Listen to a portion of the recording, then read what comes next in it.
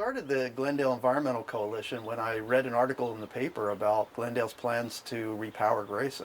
Our public utility is Glendale Water and Power.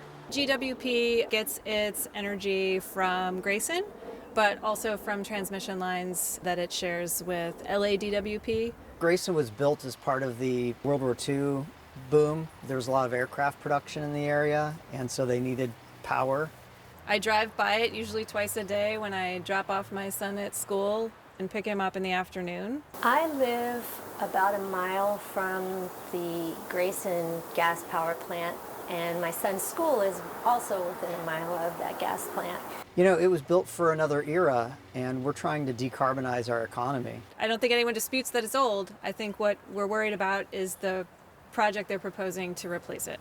They want so much backup power that basically Glendale could operate as an island. But Glendale's not an island.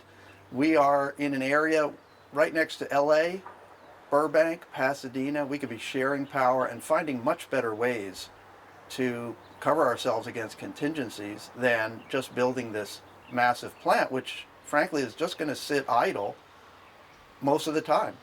It's kind of weird to be spending money on retooling a power plant that uses fossil fuels when the IPCC report that came out recently says we've got 12 years to drastically reduce the way we consume fossil fuels to meet our energy needs.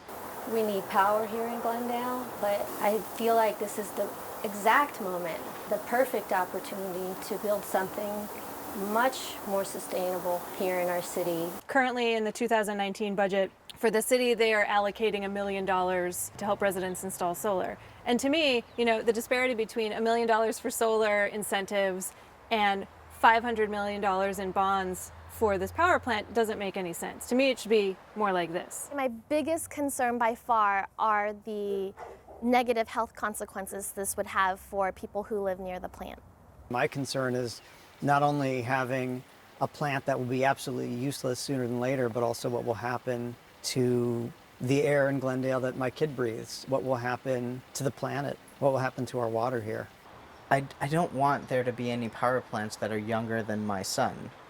And if my son is born into a world where we're still investing more resources into fossil fuels, it's basically dooming him before he's even here. I can't imagine new families wanting to move to an area where we have a high output gas plant. We like to be leaders in Glendale, right? This is the jewel city.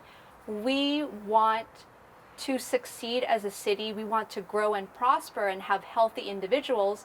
I would think that we would be riding that wave and we would be leading it.